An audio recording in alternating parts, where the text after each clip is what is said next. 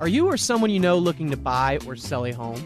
When you use a HomeGain Realtor to buy or sell a home, you can get $150. Visit homegain.com and click on the Promo 150 banner at the top of the page to get started. Compare HomeGain Realtors and choose your favorite. Complete your home purchase or sale transaction with a HomeGain Realtor, and HomeGain will pay you $150. Get started today by going to homegain.com. Welcome back, guys, to Real Estate Radio. I'm your host, Ryan Sloper, joined by my guest, Cammarosano, the general manager of HomeGain. Quick reminder, Real Estate Radio is designed to build the Washington, D.C. Metro's housing and credit markets one house at a time. If you ever have any questions, concerns, or real estate needs, or finance needs, credit, anything that you have that you just have questions about, feel free to reach out to me. It's 877-245-2030. That's 877-245-2030. So before we went to break, we were discussing, the top tips for shopping for a mortgage. And the first one was, shop for loan consultants and not rates. The second is rate targeting. Okay. Now, when I say rate targeting, what do I mean? I mean, after you sit down and you get a pre-approval from a loan consultant, you want to kind of zero in at what your, the best case scenario for you is going to be. And whether you're willing to float your rate to try to get a better one, depending upon what's coming up as far as economic activities that could make the rates go up or down, or whether, you're just comfortable locking in where it's at and have a standing lock order with your loan consultant that if rates start to move, you immediately lock in. This is a very important thing to know about because mortgages are obviously very extremely competitive as far as rates and fees are concerned. Typically, from one company to the next, they're going to be close to the same. What's not the same is the actual loan consultant you're working with and their ability to advise you properly, to analyze you and your property profiles, and also the last thing, which is the most important, close with no surprises. Louis, I'm sure you've heard of numerous loans that once they get to the table, it's all of a sudden like there's fees that weren't there before. And they thought they were getting one thing and now they're getting something different. I tend to say, and if you have the upfront conversation and you make the consumer understand how these interest rates are derived, how many times they can change a day. I mean, there's been a lot of volatility in the market over the last couple of weeks. I mean, I've seen reprices 4 and 5 times a day. Your point is until you're locked, you're not locked. You're not locked. And there's a lot of people that are walking around out there thinking that they're locked, and then they're not. And then they're getting the dreaded phone call that said, oh, well, you never told me that you wanted to lock in. Yeah, well, what about when people actually, this happened more probably in the mid-2000s when they were buying as much house as they thought they could afford. And then if interest rates go up slightly more, then they can't afford it anymore. Yeah. Yeah, they thought they were locked, and now they just cannot make their payments. Yeah, that happened quite a bit. And, now with interest rates being so low, hopefully most people are actually buying and keeping a conservative cushion between what they're actually bringing in and paying out. I know that the qualifying ratios have actually gotten a lot more conservative from those years that you're talking about, Louis. But I'd still say that, in a lot of cases, people are still able to push up their debt-to-income ratios up to 50% or higher. And to me, that's just too high. That's too high. Now, the time that I'll say that it's not is like if you have a self-employed borrower and they're writing off a lot, they've got a ton of money in the bank, or they've got a second job that you technically can't count as income because they've only been there for a year. There's a couple instances where I can justify, okay, you're going to be more than comfortable. But what I like to do, which is different from most, ordinary loan consultants, is kind of going over not just the basic stuff that's the debts that are on the credit report, but sitting down and making the borrower do is something in the form of an Excel spreadsheet for what their monthly bills that they pay out are. It's an budget. Your budget. It is an eye-opening experience. Okay, most people would tell me if I just ask them flat out how much they spend on food per month, they tell me $500. They go back through their bank statements and look through it again, and it's $1,250. Right. $750 can really swing things as far as a budget's concerned. And if you're not aware of where the bulk of your money is going, then there is a problem. No, I agree. Personally, what I see are the main ticket items. You see your rent, you see your car payment, you see your school payment. Credit cards. But you're not really aware of all the other charges that add up. You start to think, okay, there's the phone bill, there's the electric bill, utilities, and then you kind of end there. Childcare. You know what I mean? Like the bigger items, but they forget about the small things. And what people forget about is what they spend at Christmas time, Yeah. what they spend during the year. And I talk to my fathers, it's, gifts that you buy during the year, you don't budget for that. No. But you inevitably buy people gifts during the year. And people go out and buy purchases, maybe not every month consistently, but DVDs and smaller things like that. That the $20 times 6 times a year, that's $120. Yep. Do you have a rainy day fund in case your car breaks down? People think also that they don't go out to eat as much as they do.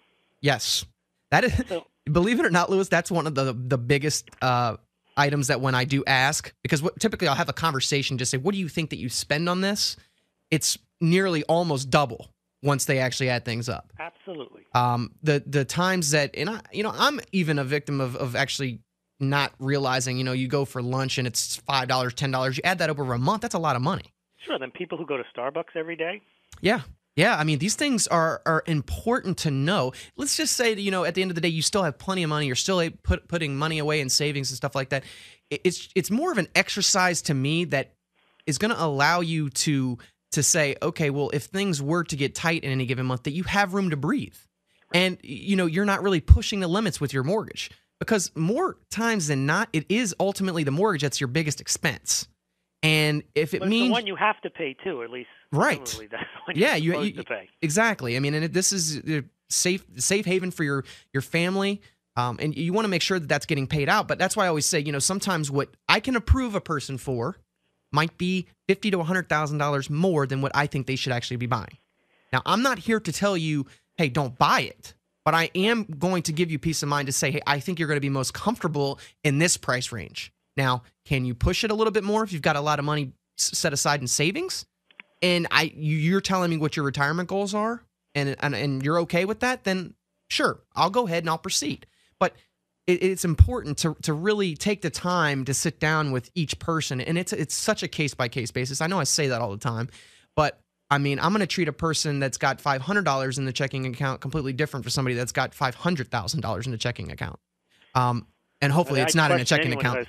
$500,000. I was about to say, let's hope that that's not the case. But right. I'm also questioning the banks that have, $500 million sitting in their accounts, not doing anything with it. But, to each their own. I think that, this is just the biggest component of obtaining a mortgage is understanding that it is a financial tool and instrument. And you really need to make sure that you're making the right decision, whether it's interest rate, whether it's loan term, what the upfront fees that you're paying. There's so many moving parts. And every consumer is completely different. Sometimes it makes sense to not buy for another 5 to 6 months until you can get all your debts paid off. But a lot of people don't take that approach. A lot of people take the approach of, I want the house now. You know what I mean? You get so wrapped up in the emotional, because buying real estate is a very emotional roller coaster. I mean, up and down, where, you miss out on one house and then the next house you want to bid higher because you don't want to lose that.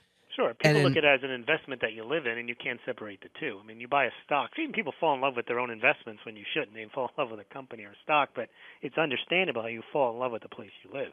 Exactly. Yep. And it happens more times than not. And, sometimes I've seen instances where somebody starts at $300,000 and they're just like, well, there's such a high demand for that price range. I just need to go up. And I'm like, well, I don't necessarily know if that's the best decision, because ultimately your payment's going up. Now, with that being said, the buying power right now is at an all-time high. I mean, with interest rates being where they're at all-time lows, 4% or lower, depending upon your qualifications, you can afford more of a house now than you could 2-3 years ago. Now, I'm hoping that interest rates stay like this for the next couple of years, and I think they will. Because like we said, the Fed will be there to intervene if they start to move up too quickly. They'll come in, buy mortgage-backed securities, push the rates back down. Right. They shouldn't be, but they will be. They will be. And for the people that are out there and credit-worthy and able to take advantage of these low rates, it's fantastic for them. Fantastic. Now, you have a lot of people that just can't qualify because they can't get rid of their house that they're upside down in. They can't take advantage of the great rates, which that's the thing that's so bothersome about what's going on is you have really only new entrants to the real estate market that are able to take advantage, or people that have tons of money. Entrants, Ryan, many of them are younger and they don't have jobs. Exactly. And a lot of people that are fresh out of college, been still not employed for like the last year to 2 years, and they be interested in buying, but yet their job, you have to be in a consistent job history for at least 2 years to get a loan. So if you just started and you're only been at your job for a year, but you got a good paying job, you still can't qualify for that mortgage until you've been there for 2 years. So, people want to take advantage of them, but they can't. And that goes back to our whole point of the banks are really going to be very strict and stringent for who they lend to. And I think that the best place to start, we've discussed this on a lot of the shows in the past, is just being out in front and talking with a loan consultant and real estate professional that knows the market and can set a plan in place. Whether you're planning on buying in the next 2 to 3 years or 2 to 3 months, talk to somebody and get a game plan. That's the best thing that you can do. 877-245-2030. That's 877-245-2030. Well, we're coming up. We're going to wrap up the show. Louis, I appreciate you coming on. We'll be back again next Monday. We're going to jump in. I know I didn't get to how appraisals are derailing a lot of home sales transactions, but we will dive into that next week here on Real Estate Radio. I appreciate you coming on, Louis, and I look forward to speaking with you soon. Thanks for having me. Thank you, guys. I will be back again next Monday from 2 to 3 p.m. right here at Real Estate Radio on 1580 a.m. If you ever have any questions, concerns, or real estate needs, the best number to reach out to me is 877-245-2030. That's 877-245-2030, or via the web at realestateradio.dcmetro.com. That's realestateradio.dcmetro.com. If you have any real estate, finance, credit-related questions, I'm here to help. Call the off-air number, and I will get back to you by the end of the day. 877-245-2030. Thanks, guys, and I will be back again next week from 2 to 3 p.m. right here on 1580 a.m. Thank you for listening to Real Estate Radio.